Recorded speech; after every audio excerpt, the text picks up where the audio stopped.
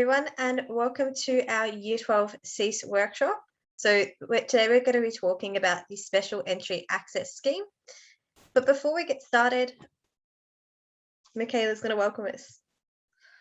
I would like to acknowledge the Gunditjmara people, the traditional custodians of the land where I am today.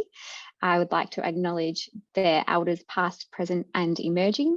And I'd like to extend that welcome to wherever you are tuning in from today. I want to recognise that this land is and always will be Aboriginal land.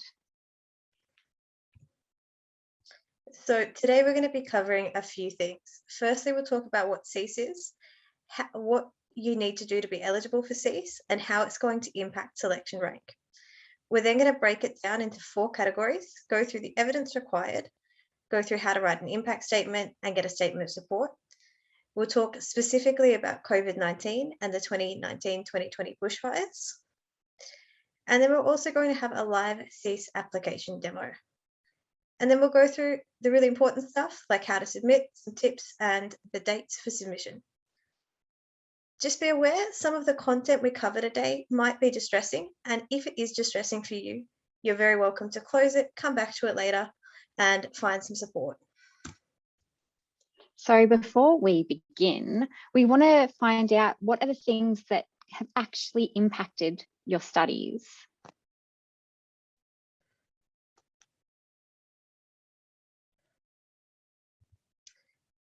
So we have a few things here that can impact your studies, and some of them we can control and some of them we can't control. So Michaela, do you think we can control our social media use? Even though sometimes it feels like maybe we can't control it, it can be a little bit addictive, particularly TikTok. I can get a bit sucked in. I do think it's something that we can control. Absolutely. So putting it into the category of can control, but what about our social life? Can we control that?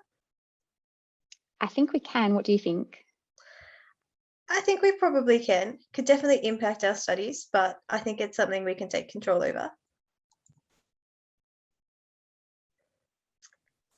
What about Distance this one? from school. I would say that's something that we really can't control. It can be really tricky to control. Absolutely. And what about this one? Definitely can't control this one.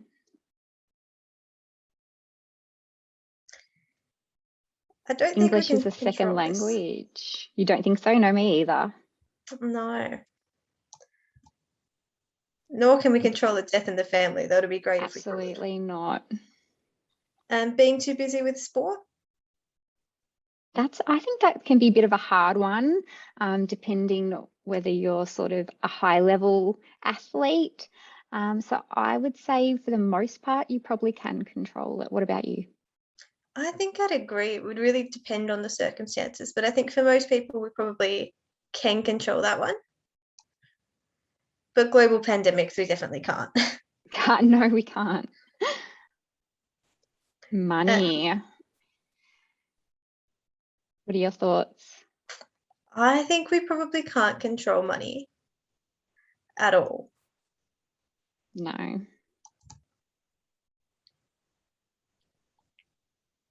And natural disasters? Absolutely no control over natural disasters.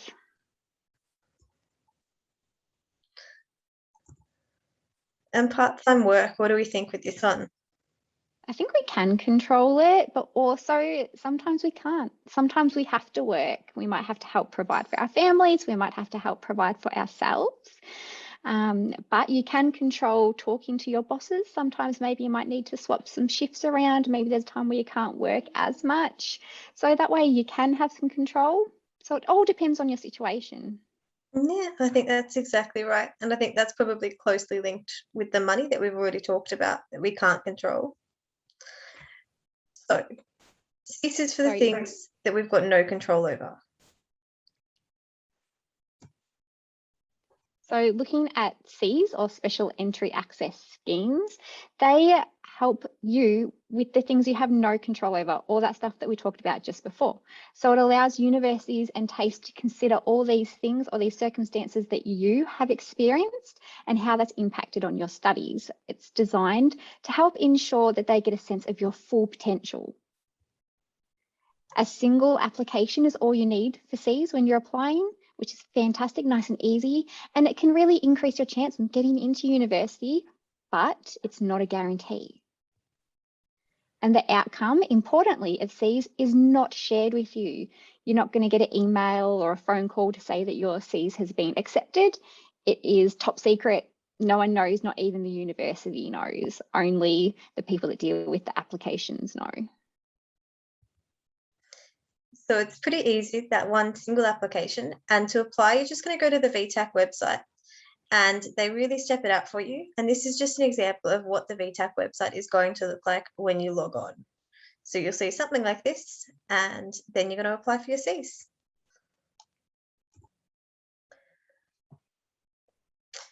Importantly, you need to remember that when you are applying for Cs, you have to have put in a course preference already. It can only be just one course and you can go back and change it later. But as long as you've got one course in there, you can apply. If you've got no courses, it won't let you apply. So I bet you're asking, are you eligible? So we're going to find out. You will be eligible to apply for Cs if you have getting the slides to come up. If you are an Australian or New Zealand citizen, if you are a permanent Australian residency visa, an eligible temporary bridging or safe haven enterprise visa, and are an Australian Year 12 applicant. Unfortunately, if you're an international student, you won't be able to apply for Cs. So how does Cs actually work? So we know that when you're in Year 12, you get your ATAR. And on the left of the screen, you can see that we've got the ATARs ranked in order of highest ATAR to lowest ATAR. So what happens when it goes to the university is that they give you a selection rank, and that's how they choose who gets into a course. So for Ahmed, he got a 95 ATAR, he didn't have Cs, he didn't have a subject adjustment, and he's got a 95 selection rank. For Annie, she got a 70 ATAR, she had a subject adjustment, and she got a selection rank of 74, with that subject adjustment being what's boosted her a little bit. Now Taylor had a 65 ATAR, and they just had the ATAR, nothing extra added at all. And Lee, same thing, ATAR of 60, nothing added. Where it gets interesting is with Junior. So Junior had a 55 ATAR, they put in a Cs application, and overall their selection rank was 66. So Junior got an adjustment on his selection rank just because he did his Cs application. So what they're doing with selection rank is saying that Junior's full potential is actually here at number 3, rather than where he was with the ATAR alone at number 5. And then Mel did the same thing.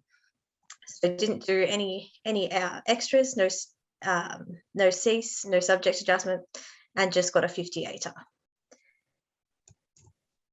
So if we're looking at who then gets offered a place at university, the top 4 selection rank people get offered a place. And this includes Junior, even though if we went by ATAR alone, Junior wouldn't have gotten in. So who should apply for Cs? We say that everyone, all of you need to apply for Cs. You need to apply, or well, you should apply, if you've had something happen to you that has impacted your education. We really encourage you to apply. And it may include the COVID-19 pandemic or the 2019-2020 bushfires. It could be both. We will talk about this later on. We're going to go through some examples with you and have a think about things that have happened to you and if any of what we talk about today is relevant to you. So make sure you keep a mental note. Okay, so let's jump into Cs, the categories that we've got of Cs and the required evidence. So there's 4 categories for Cs. Category 1 is your personal information and location. Category 2 is disadvantaged financial background. Category 3 is disability or medical condition. And category 4 is difficult circumstances. So we're going to go in depth of each of these one by one. And one thing to note is that you can apply for as many of these as match your circumstances. You might have some in category 2 and category 4. You might have something in category 1, 2, 3, and 4. So apply for anything that applies and is relevant to you. Okay, so category 1 is all about your personal information and location. So this is looking at your age, whether you're an Indigenous Australian, where you live, where your school is, if you attend an underrepresented school, if the course you're applying for is underrepresented by a specific gender, if you're coming from a non-English speaking background, and if you're first in the family to attend a tertiary institution.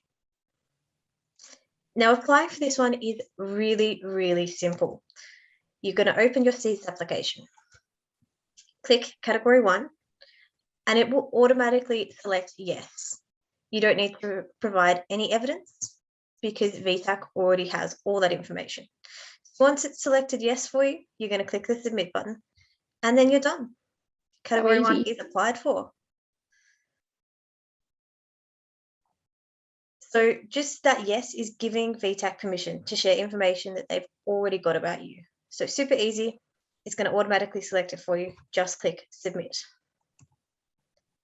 And again, no evidence required. Category 2 is disadvantaged financial background.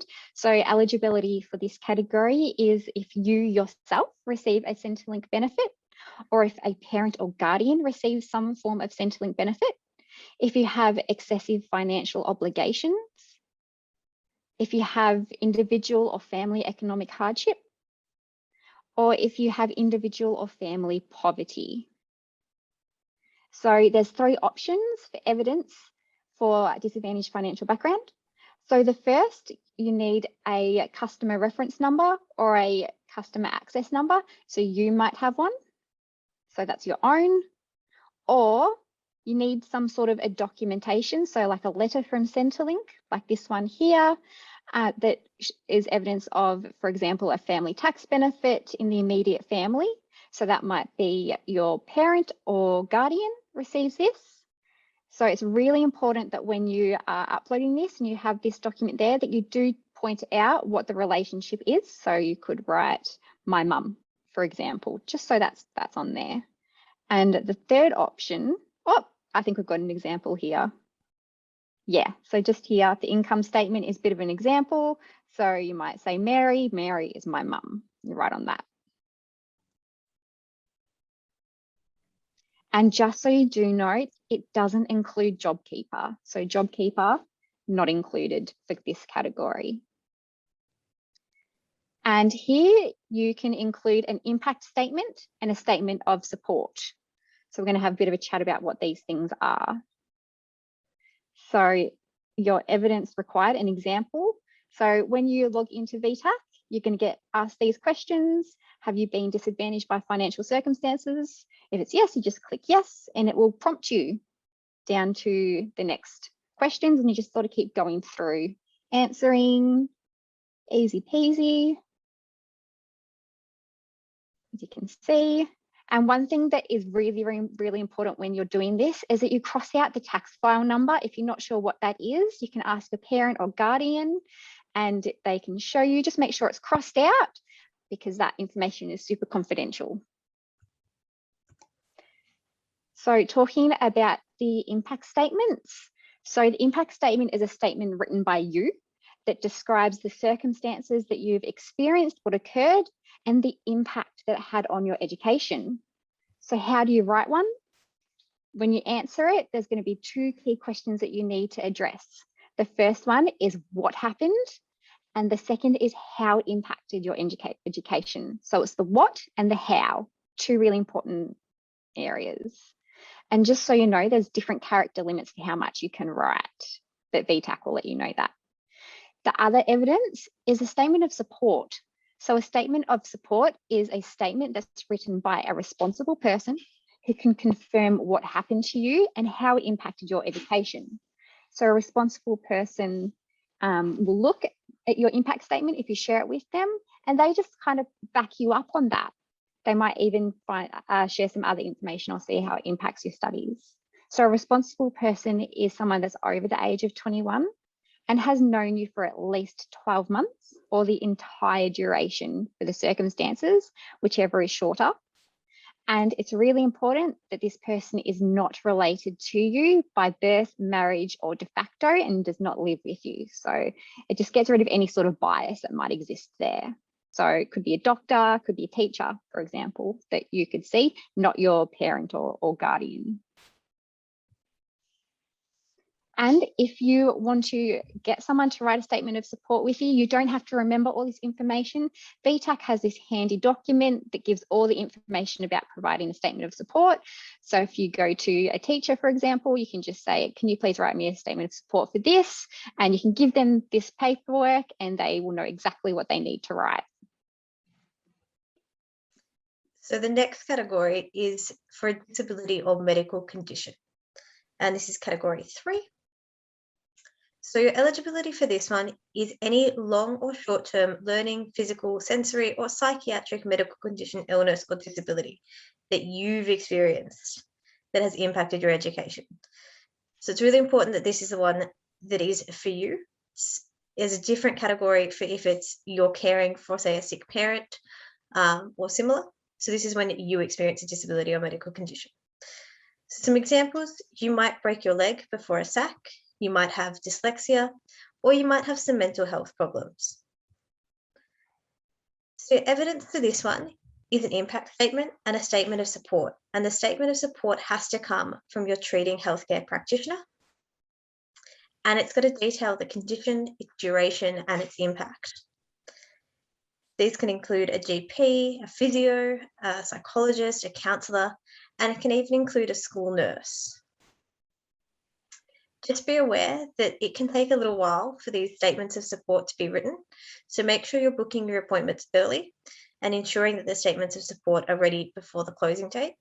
And if you haven't spoken to anyone about the condition yet, book that as soon as you can. So you also have to write an impact statement for category 3, and this one has 3 different sections to complete. Firstly, you need to name the condition, and you've got 150 characters maximum to do that. So that's including your spaces, any punctuation you use. You also need to detail the duration. So this is the years and months you've had the condition, and try and be as specific as possible with this. But the most important part is how it's impacted your education, and you get 2,000 characters for that as well. We have category 4, which is difficult circumstances. A side note here, some of these can be particularly distressing for some people. So feel free to pause this, skip past whatever you need to do. So examples for eligibility for category 4 include refugee or asylum seeker status, death of an immediate family member or a friend, divorce or separation of parents, a natural disaster such as the droughts or bushfires or floods, an abusive living environment, disruption of education due to constant relocation, bullying, harassment, or negative treatment because of personal characteristics such as race, religion, sexual characteristics, gender identity, or sexual orientation. So other examples may also include having to support your family working on the farm or a business, having to travel long distances to school and you're unable to study on the bus, having to translate for your parents who English is not their first language, caring for a family member or someone you live with that experiences some form of disability or a medical condition. So VTAC actually give you a full list of circumstances that are considered and are not considered eligible. So make sure you pop onto there and have a bit of a look. Evidence required for category 4, impact statement and statement of support. So most categories in this section will require you to provide an impact statement and a statement of support. Your statement of support, just a reminder, has to come from that responsible person who's familiar with your situation and can really speak to and attest to the impact that it has had on your education. So it could be your teacher, as we've said, it could be a police officer, it could be a lawyer. And do make sure your teachers will probably get a few of these. So try and make sure that you ask them early for these statements of support. Did you want to go over the impact statement, Lara? Sure. So your impact statement has 2 sections to complete. So this is again different from the category 3 impact statement, just something to be aware of. So you need the what is the name of the circumstance, and you also need to give a timeline. Again, try and be really accurate and really precise with this timeline. If you've got exact dates, that is fantastic. But again, the most important part is how it has impacted your education. And just note that the character limits are different as well for the category 4 impact statement. So we also have some special circumstances that we call high impact circumstances that have a different process for the evidence required. So these are for COVID and remote learning, the summer bushfires in 2019 and 2020, for refugee and asylum seeker applicants, for people who've experienced sexual assault, homelessness, family violence, or formal out-of-home care. So for your COVID-19 impact, you don't need to do the impact statement or a statement of support. What is going to happen is you'll be asked if you've been adversely affected by remote learning measures during the COVID-19 pandemic. This will just come up on your CESE application, and all you need to do is click yes. It will then direct you to this whole survey that will talk about a lot of common issues. So your internet access, having a suitable place to study, all that kind of thing. So you can just do this for COVID-19. And your school is going to provide the evidence and they will just do that for you. You don't need to follow up with them. That is something that they're just going to do. If the impact that you've experienced isn't covered by the questions in that survey there, you can still write an impact statement and get an extra statement of support from a responsible person. Do you want to take us through the bushfires, Michaela? Yeah, so the 2019-2020 summer bushfires impact statement is not needed. So you're going to get, again, these questions that have come up, the prompting questions. You'll be asked if your education was affected by the 2019-2020 bushfires, and you simply just press yes or no. We also have applying as a refugee or asylum seeker. So your eligible visa subclasses. You need to upload a visa grant notice and just tick category 4 on the CESE application. So it's pretty simple, which is great. For all other, this one's only eligible for some visas. So you'll have to make sure that your visa is one that is eligible. So all that information you will find on VTAC. It'll also automatically prompt you. So you don't have to worry too much about that. For all other applicants, you will need that impact statement and a statement of support. Did you want to go over this one, Lara? Sure. So the other high impact circumstances are sexual assault, homelessness, family violence, and formal out-of-home care. And they all have the same way of applying for them. So you don't need an impact statement or a statement of support. And that's just because it could be very distressing for you to write about if you've experienced these things. And we don't want to have you do that. So instead, what will happen is you will answer yes when you're asked about specific circumstances. So again, you'll be prompted here and you will just tick which of the following it relates to. And you just need to upload a letter from a recognised government or community organisation as a supporting documentation. And there is a list on the VTAC website of who can do that for you. And if you did want to write an impact statement, you're very welcome to, but you do not have to. That's a choice that you can make, but it's really not needed. So these are some of the community organisations who can provide that supporting letter. So if you're experiencing homelessness, the Salvation Army could write one, Wires could write one for sexual assault, and they could also write one for domestic and family violence. But you can, again, look at the various websites, look at the support services you might already be in contact with, and see if they can write one for you. And just so you do know, this list is not an exhaustive list. VTAC has a whole list on their website. Absolutely. And, you know, you can always go to the police and get them to write you this letter as well if you're not in contact with any of these organisations. Do you want to take us through how we submit our application, Michaela? Yeah, absolutely. So when you want to apply for multiple circumstances, it's a common question. What do you do if you've got multiple circumstances you want to apply for? You can totally do this.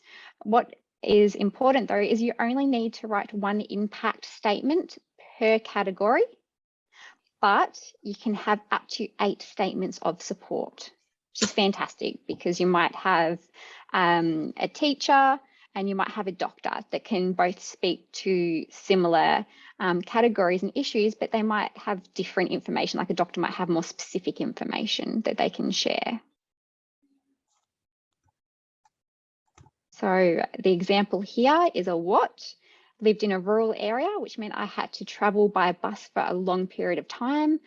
This person was prone to motion sickness and could not use the time to study as other students did. Would leave home each morning at 7 a.m. and the bus would arrive home at 5:30 at night. And how that impacted the ability to study or education? It impacted on the ability to study, as I was often up late and late at night completing assignments just because of this situation. I was often tired and this impacted my ability to concentrate in the classroom. So we'll see some areas that will be highlighted. So the what is living in the rural area, traveling by bus for a long period of time, prone to motion sickness, and that 7 a.m. catching the bus and 5:30 arriving home at night. So they're the sort of key points in there. Again, for the how, the key points in here are with that you were being up late, the student was tired, and it affected their ability to concentrate. So you don't need to use these big fancy words and big long sentences. Try and keep it as concise and as straight to the point as you can.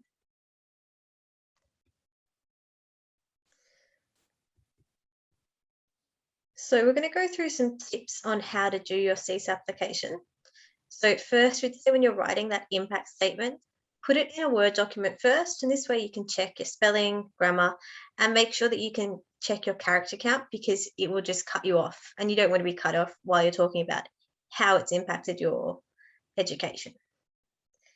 Make sure you're contacting your supporting people nice and early. Let them know what the deadline is.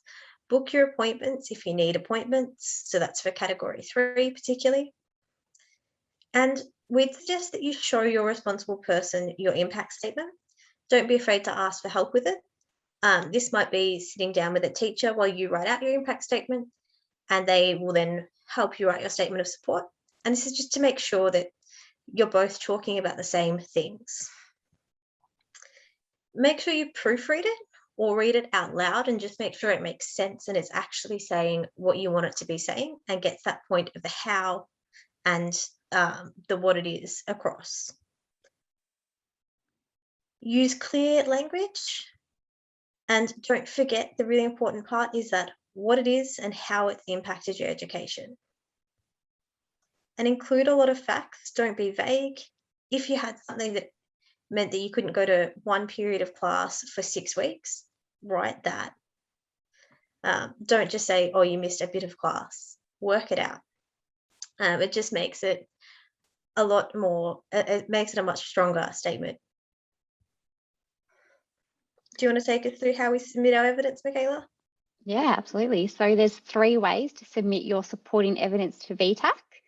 The one that we suggest is scanning and uploading your documents via the VTAC account.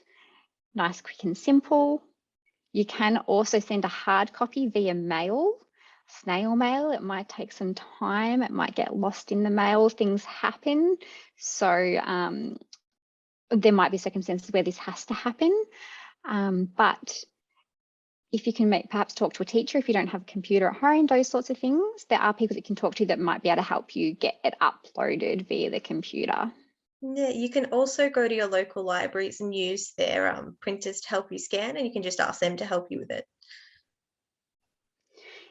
And for your online statements of support, direct entry of the statement using a link sent by the email to the provider of the statement. So there'll be a link that can get sent to, for example, a doctor or someone like that that's providing you a statement of support. Yeah, and that means they can just type their statement directly into it. They don't need to give it to you and have you upload it. They can just upload it for you. The important dates here that you really need to pay attention to, the closing date for C's applications is Friday the 8th of October, 5 p.m. It sounds quite far away, but I promise you it will creep up really, really quickly. So make sure you do jot down that date and get started as early as possible. You can get started on these applications right now. It's open now to do this. So the sooner you start, the sooner you can get it finished and the less stress you'll have later on. The other thing there is your scholarship applications as well. They close on the same date, and you can apply for scholarships at the same time you're doing your CEAS application. But you can also apply for scholarships directly to the university. So if you're interested in applying for a scholarship, just make sure you're aware of that as well. So we have some useful links and places you can get support when you're doing your CEAS application. The first one would be your school year level advisors, your careers counsellor or your careers advisor. Just go in and ask them. They might even be setting up appointments for you already. Have a look at the VTAC website. So it's www.vtac.edu.au, or you can just simply Google VTAC CEAS. If the process going through any of this, you've found any of this distressing and you'd like to chat to someone, there is a lot of support available and we do encourage you to use these support services. There is Beyond Blue, which is fantastic. They have a website where you can do an online chat if you don't want to be heard talking on the phone, which is fantastic. So you can also call them. The great thing to note is that Beyond Blue is available 7 days a week. You can also access Headspace. Headspace have a website and an online chat. They also have lots of resources and articles. They have an app for mindful meditation. I actually use this and it's really great. And there's also centres all around Melbourne, and some regional and rural areas also have Headspaces. So they're staffed by people who are trained and ready to help you. Kids Helpline is also what you can access. I think you can access that up until you're 25 years old. They have a website and an online chat, lots of resources and lots of information. So take a screenshot of this, write it down, and definitely utilize these services. And also one thing to not forget is that you do have your school for support. Lean on your teachers, your school counsellors. They're all there to support you as well. So I think that's us done. We hope you've enjoyed the workshop. Thanks.